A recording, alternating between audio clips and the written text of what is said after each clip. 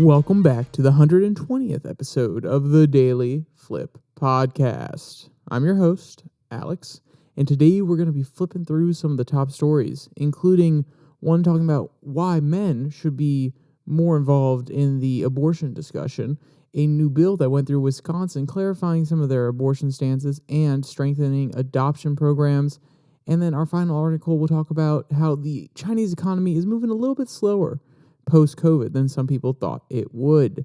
And of course, we will end today with our daily delight.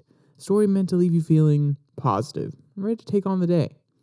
All right, now that's enough rambling from me. Let's jump in to our daily debate. So, do you see a place, and this is in regards to our first article, do you see a place in the abortion conversation for men? You know, it's a highly debated question. Some say that men should stay out of it. It's not their body. They're not involved. While others argue that they're half of the equation. And this is a serious conversation that needs to be had. And I like how this first article is trying to tackle this. I don't necessarily appreciate the angle that they come from and don't agree with everything they say, but they pose some good points. So let me know what your thought process is. Throw it down in the comment section. I'd love to hear what y'all have to say. So our first article, like I mentioned, comes from the Daily Beast. We should frame reproductive rights as a man's issue. Now, when I first read that coming from the Daily Beast, I was a little bit surprised. But also, it does make some sense if you exclude almost half of the population from a conversation, like some people have wanted to on the abortion issue, saying, oh, men shouldn't have an opinion on it. Then you actually exclude people that may be in that demographic that support your cause. So it seems like the abortion movement's starting to say, okay, hey, we're in a tough spot right now. Roe v. Wade got overturned. It went back to the states. So now we really need allies on our side. So you kind of see them flip-flopping a little bit, and maybe it's just out of convenience that they're going to this new argument, but maybe they're starting to realize that men are a part of the process too. So that's exactly what the first quote's about. Hey, there are two people involved here, so let's jump to it. Quote, "It's a lesson we must remember today. Every pregnancy is the result of two people, one of whom cannot get pregnant. While we absolutely need all genders in the discussion of reproductive rights, cisgender people are not the only ones who experience pregnancies. I'd like to address cisgender men. We are leaving these men out of the conversation. On the one hand, Roe v. Wade was overturned by men and one woman. Men who oppose access to reproductive rights already make their opinion known, more than their pro-choice counterparts."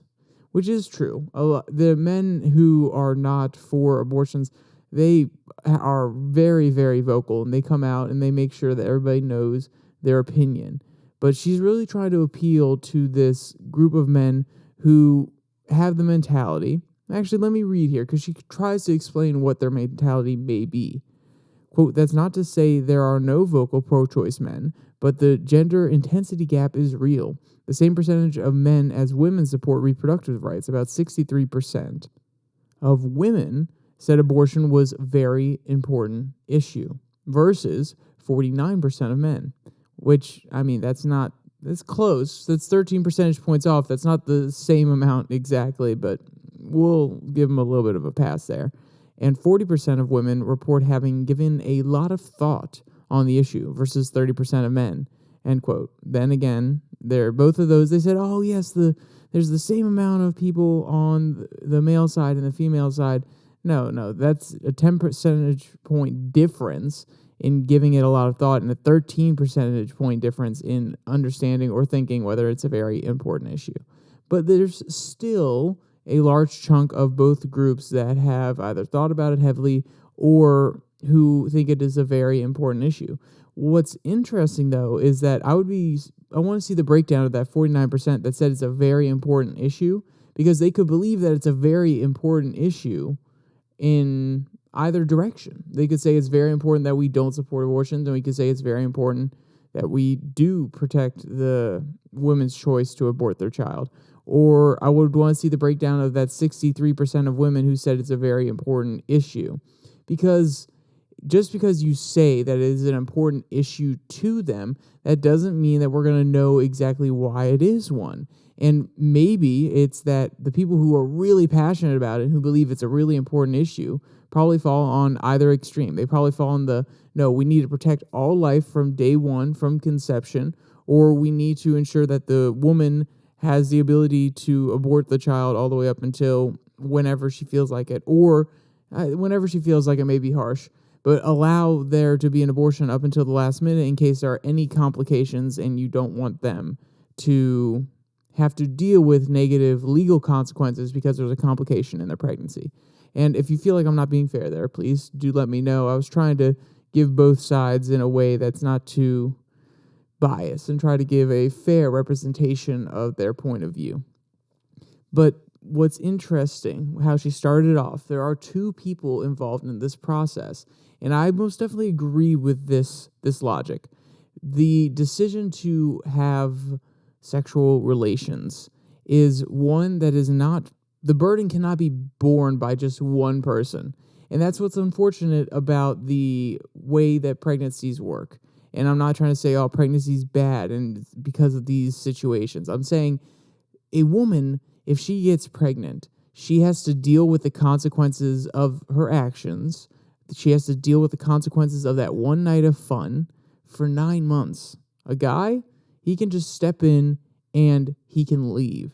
Now, is that okay? That's morally reprehensible, in my opinion. If you impregnate somebody, if you made a decision to have sex with somebody, you should have known, first off, that having a child with them is possible if you're not using the right types of protection. And even then, it could still happen.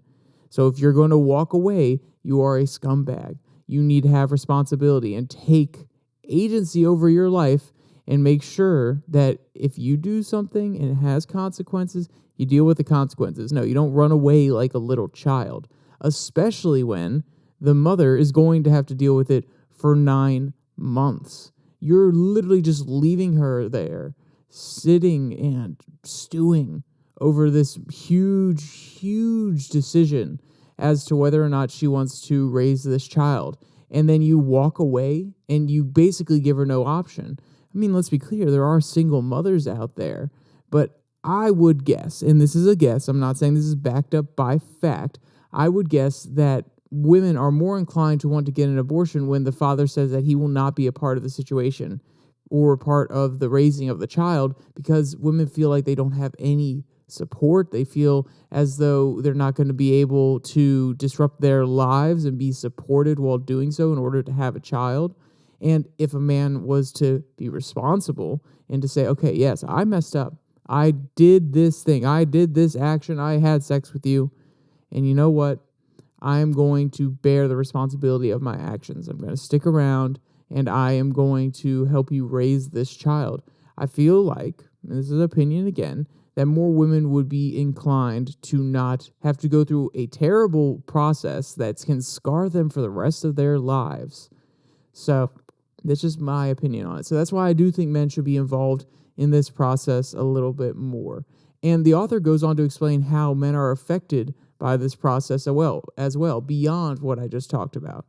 Quote, I applaud any man who thinks before expressing an opinion. And let's be clear, I'm not saying I agree with this comment. That's what I was trying to get out. I agree with this comment, not necessarily just on this issue, but in general. I have a problem of not necessarily thinking through everything as thoroughly as it should be before I speak. And any person who's able to do that, man or woman, I appreciate them, and I think that they are a lot wiser than I am. Quote, it's a rare and undervalued habit. At the same time, while a cisgender man is correct that reproductive rights impact women more than him, he is wrong if he thinks he is unaffected. I've been on birth control for 15 years. My impetus is largely to protect myself, but I want to protect my partners too, all of whom have their own lives, ambitions, and the same right as I do to decide if and when to procreate. Among men under 20 who were involved in a pregnancy, those whose partners had abortions are almost 4 times as likely to finish college.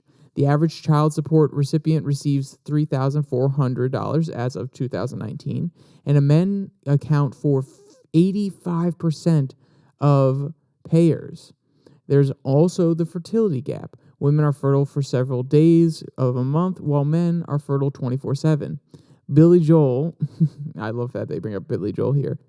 Billy Joel is about to have his third daughter at 65. Women's fertility dips sharply at 35, as any child-free woman over 27 hears 6 times per day. Quite simply, men have more chances to benefit from abortion access. And this is also true. I think that they're taking an interesting tact here, which is saying that if a man goes out and sleeps with a woman, since he's fertile 24/7 and she's only fertile a certain period of time, and he can have kids until he's 80 if everything's functioning properly, that he has more chances to actually be affected by an abortion that could upend his life. And even if he doesn't want the child, the mother could go through with it, and then he'll be paying child support for the rest of his life, which averages out to be about $3,400. I think she's taking a very interesting tack here. And it does point out, yes, men can be affected by this process. But I'll be honest with you, men have known this for a long time. A lot of conversations that I've had with different men, and even some women, talks about how the process seems a little bit unfair. And I'm not trying to say, oh, this is an unfair process, oh, no, ribbity rip, rah, rah, rah, be mean and angry about it. No. What I'm trying to say is, yes, men have realized that even if they do not want the child, the woman can go through with the pregnancy, and then they'll be forced to pay child care, even though they had voiced their opinion and said that they do not want to have the child. And then also, they don't have a say in the inverse. If they do want the child and the woman does not want the child, they have no say. So men have felt for a long time that the legal system, is not necessarily in their favor. And when I hear this, I say, oh, boo-woo. Okay, just don't have unprotected sex. If you really feel passionate that you don't want to deal with any of these problems, don't have sex until you're with somebody that you're willing to bear a child with and you know is willing to bear a child with you. There's maybe a little bit of personal responsibility that could factor in there. But besides my personal opinion on it, the author's right. Men can be negatively affected as well. So this is a conversation that's been happening in the background, and guys have been having it for a while. And it's interesting now that it's making it into the mainstream, as women or even just pro-abortion advocates are looking for another party, another demographic that can be tapped, basically, to help support their push for more pro-abortion policies as things return to the state level. All right, so let's jump to our next article. This one comes from Just the News. Wisconsin pro-life lawmakers pitch abortion clarification, adoption encouragement. So if you read that headline, you're thinking, okay. So we're pivoting away from a pro-abortion argument to a pro-life. And these terms are so heated, they're just a way to, I don't want to say cloudy or muddy the waters, but they're just a way to not speak the true issue. You are either pro-abortion or you are anti-abortion. So these anti-abortion lawmakers, we're talking about them now, and we're talking about a new bill that they're putting forward. So you're probably like, okay, we're pivoting away from the social movement and trying to have a stronger connection between the male and female sides of the pro-choice movement. There I go again. You see what happens? You see how these terms are so engendered? So we're pivoting from a pro-abortion article to a anti-abortion article. But the other reason I brought this up is because it talks about another part of the process that is really important, which is adoption. This is always something that is brought up when people are going in for abortions. Some family members who are against abortion will always say, well, why don't you adopt? And I think this is an important part of the conversation to allow for more options for mothers who don't necessarily want to go through the process of raising a child, but still don't feel okay with aborting the child during the pregnancy. Quote, lawmakers in Wisconsin have a new plan that is making the rounds at the Capitol in Madison. State Senator Romaine Quinn and a handful of state representatives are looking for co-sponsors for what they are calling the Embrace Them Both plans. The first plan will clarify Wisconsin's abortion laws, explicitly stating that a medical procedure designed to prevent the death of a pregnant woman, such as the removal of a miscarriage or an ectopic pregnancy, is not an abortion. The plan also wants to expand and extend Wisconsin's tax credit for children from $700 to $1,000 and to include unborn children, end quote. So you can see this tactic here, which is, okay, if you go through with the pregnancy, and we're going to talk about the second comment first, and then we'll talk about the first one.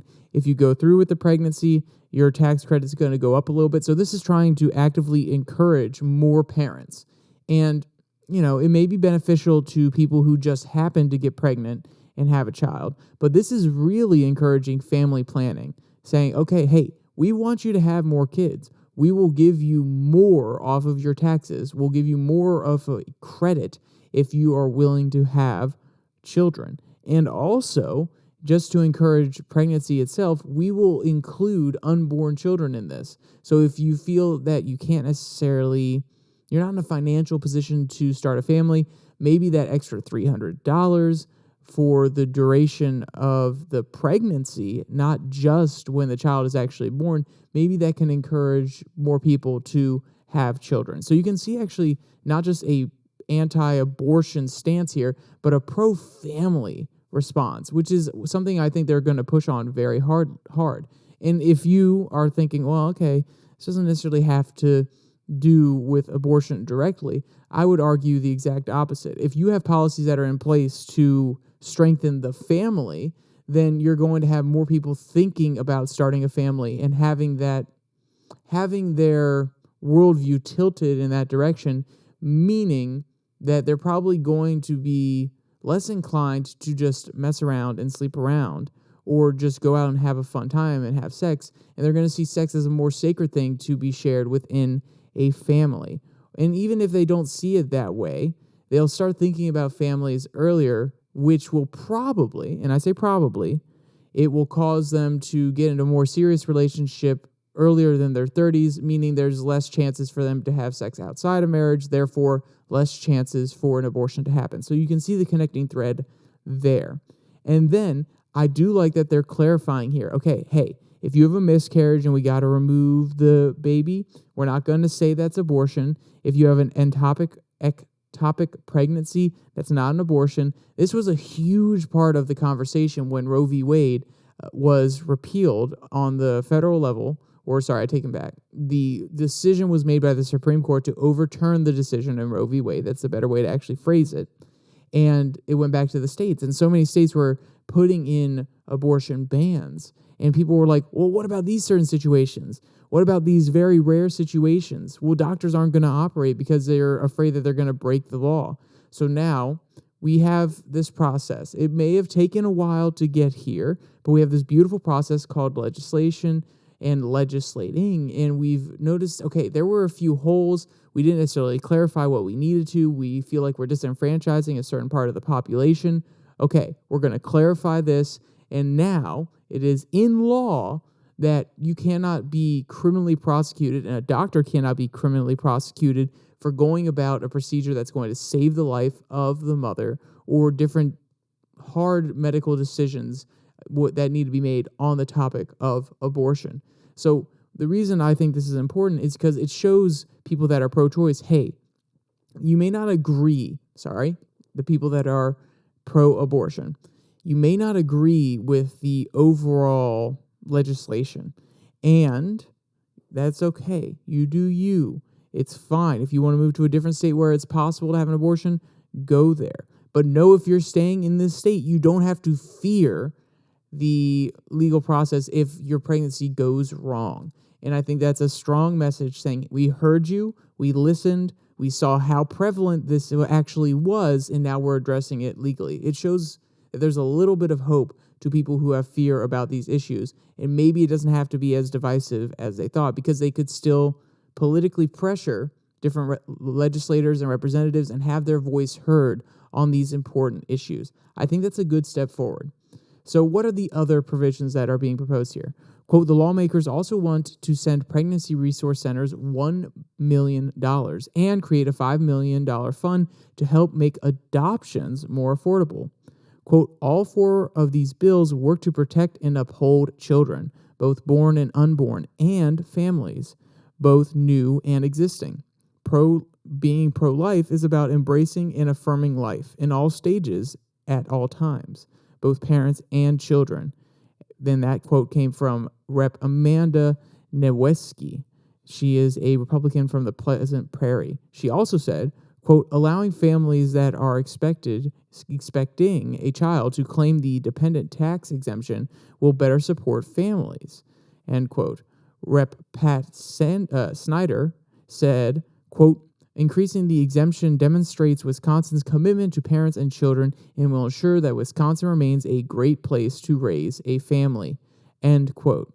So you can see where this is going on, and you can see the tack that they want to take. And it's actually very politically advantageous to come at this saying it's not just about abortion. It's not just about the child in the womb, but it's also about supporting families. And people who are very pro-family are going to like that messaging, and they're going to go along, even if they don't agree with the abortion position as much, they're going to go along a little bit easier with this sort of wording.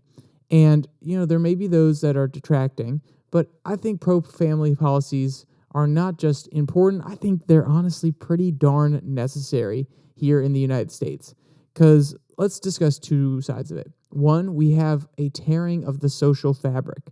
And if you notice, a lot of this has happened ever since the single motherhood rate has increased, and of no fault of their own. I'm not trying to imply that. But as more people are growing up without fathers in the household, or even mothers in the household, you have a one-parent household, there's less social cohesion. Those children get a warped vision of the ideal. They don't see their 2 parents working together, coming together, having disagreements, just like everybody does, but working through it, which can be a very valuable lesson that you need to learn as a young child. They don't get the proper social education, or at least the proper social education for what America has been for a long time, and the values that are ingrained in the American society. So you can see when this happens, when you don't have the system, or you don't have the institution of a family that is so deeply ingrained in the institution of America, then you can see how there's going to start to be a clash of values. Because if the American values are purposely built around the idea of a family, and the family's falling apart, then those kids that are growing up in those less than ideal family situations are going to resent, maybe not agree. They may come out of it just great, and they may be really strong for it, but they may not see the value in that family institution, and then therefore try to rip away at it on the societal level, which causes tearing in the social fabric. And also, there's the other side of it. In my opinion, we need to have more kids.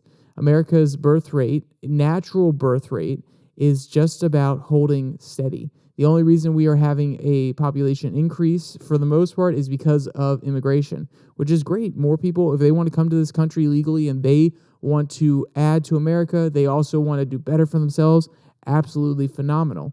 But we need to make sure that our demographics don't shift so much that we have a demographic collapse, because a lot of our social programs rely on the next generation to pay for the past generation. And I think as people become more educated, as more women go into the workforce, and they're not having kids until later, we're seeing a drop in birth rates. And this is going to be a trend that happens all across the world. As people become more, women especially, become more educated, they get more involved in the corporate world or even just the working world, they're less likely to have kids. And eventually we're going to start to see a decline across the entire world population in probably about 30, 40, maybe 50 years. And we're starting to see it. We've already seen it in Germany, Japan, really the first world nations. And we're starting to see something similar in the U.S. It's kind of been mitigated by the fact that we have a lot of Christian families who want to have a lot of children. But I think this is a serious demographic issue that we'll be facing if we don't say, hey, we're pro-family. At least replace the 2 people that you're taking away from society when you die. If not, maybe have 1 extra one. So we have a little bit more labor. We have a little bit more intellectual capacity as well. But that's a really deep argument. I think it's important that we have pro-family policies for the two reasons that I laid out, as well as the ones that are being laid out here in this bill. So I think that Wisconsin's taking an interesting tact here, and they're trying to take it from all sides. We'll see how the people like it. And I feel like even though the Republicans are pushing their their anti-abortion position, I feel as though they're trying to be fair to the other side as much as they can be without giving up their principles, which is something you want to see, because obviously they have to work with the Democrats in their state. They have Democrat constituents who may like some of their policies and not others. So we have to keep negotiating with one another. And it's promising to see that in Wisconsin, that they're not going absolute extreme, saying there are no exceptions, saying that we have to have family policies. We're going to implement authoritarian laws that you have to have a certain amount of kids. They're trying to create incentives rather than mandates. And I think this is a good move on the part of Wisconsin. All right, so we're going to jump to our last story. It's going to be a pretty quick one. It comes from the Wall Street Journal. China's recovery slows further as factories and services activity pulls back. So when China was going through all its baloney with its really, really tight COVID lockdowns, there was an idea that, okay, once this is all over, once the protests happened and everything started to open up a little bit, manufacturing is going to come back like crazy. Services are going to come back like crazy. There's going to be so much demand, not just externally from around the world because of all the supply chain issues, but there's also going to be internal demand. And that didn't necessarily come to fruition. So let's actually talk about what's happening right now and then maybe some contributing factors. Quote, China's factory activity contracted for a second straight month while growth into the service sector slowed. The latest signs that the country's reopening growth momentum is struggling to take hold. An official gauge of the country's manufacturing activity slipped unexpectedly to 48.8 in May, falling deeper into contradictory territory, even as the broader economy has been unshackled from 3 years of strict zero-COVID restrictions. The Purchasing Managers Index remained below the 50% line that separates expansion from contraction for a second straight month, falling short of April's 49.2 result and the 49.7 forecast by economists surveyed by the Wall Street Journal. Meanwhile, services activity softened in May from the previous month, a worrying sign that the segment of the economy will drive the rebound may be losing momentum, end quote. So to mention what they're talking about here, there is basically a picture, a graph. You have a line at the 50-yard line. Well, actually, yeah, let's do a football field. Imagine you have a football field. You have your two end zones, and then you have the 50-yard line. If you're above the 50-yard line and you're going towards the opponent's end zone, then, hey, your economy, your services economy, your factory, there's expansion, there's growth. You're getting more contracts. You're able to fulfill more orders, so on and so forth. So you're growing. You're making more money. And then imagine if you're below the 50-yard line, you're getting pushed back by the other team. You're not doing as well. You're not necessarily getting as many contracts. You're not producing as much as you should or could or have the capacity to. And you're starting to decline a little bit. So right now they're saying the factory production, that's below the line. And even though the services economy is above the line, it's kind of having a deep, deep dip towards that 50 mark.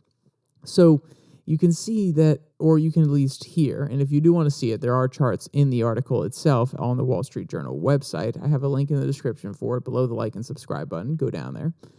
So you can hear at least that China's not necessarily doing so well. And this is scary for a lot of people because over the course of the pandemic, a lot of the larger hedge funds on Wall Street said, oh, hey, stocks are dipping in China because of these COVID restrictions. But once everything's loosened up, they're going to explode back onto the world economy. They are going to take over again, and they're going to keep growing at the rate they were before. So let's dump a little bit of money in slowly but surely. And we've had a lot of talk about encouraging more investment in China because it looks like the next leading economy of the world. And you saw a lot of reports come out from BlackRock and State Street about it. So now that it's slowing a little bit, it's a little bit scary for those people that have invested all that money. So what's the effects or what are the causes? We'll highlight this and then I'll move on to our daily delight. Quote, the pullback came despite a promising snapback in tourism during a 5-day-long national holiday earlier in the month. Taken together, the weaker-than-expected numbers on factory and services activity point to a tepid and short-lived post-COVID economic rebound. This is particularly concerning given the host of structural problems such as debt pressures and an unfavorable demographic outlook, which is what I was talking about with America. China is going to have a demographic collapse because they weren't having enough children. Sorry, let's get back to the article. Quote, the economists say threatened the country's larger-term growth potential. Despite logging relatively robust gross domestic product growth of 4.5% in the first quarter, China's economy is still facing a host of challenges, including record youth unemployment, property investment remains sluggish, pointing to subdued demand, end quote. And I'm not surprised that the property investments is sluggish because you saw a boom in the Chinese economy where people were just buying houses and condos that they had never seen before because the housing costs just kept going up and up and up and up. It was kind of a speculation market. But then nobody was able to sell them because the prices were getting so high. Nobody actually ever went to go to this one condo that they bought in a far-off city because they just saw it as an investment. And now that you see young people who are dealing with high unemployment, they don't even have the funds to buy one house, let alone a second house that they're going to use as an investment. So you can see that speculation is definitely going to slow down, especially after a huge COVID pandemic when everything was locked down for a long time. So we'll see how China comes out of this one. The only reason I want to bring it up is because I feel like we've been really pro-China. And I say that from an investment standpoint. Wall Street has been very pro-China, and it may come back to bite them in the butt now. All right, let's jump to our daily delight. This one comes from Fox News. Zoo joy. Hearts melt when an orangutan asks to see baby through enclosure, then kisses the glass. So mothers come in all shapes and sizes, and they're also come from different species.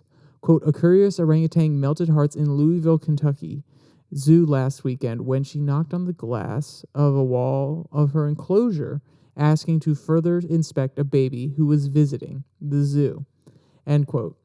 But that's not the only thing she wanted to do when she saw the baby. She wanted to give her admiration as well. Quote, they brought him over so she could see him, and she kissed the glass 2 times, Nassie told Storyfold, end quote.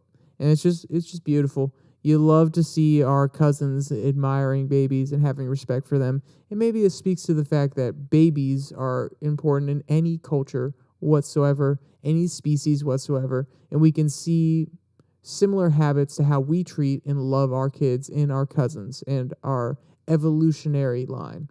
All right. With all that said, if you want to see any of the cute photos or videos from this article or read any of the other articles that I talked about today, there'll be a link in the description below that like and subscribe button. Also down there, you can find the links to the podcast on Spotify, Pocket Cast, Google Podcasts, Podvine, as well as the Twitter handle at Your Daily Flip.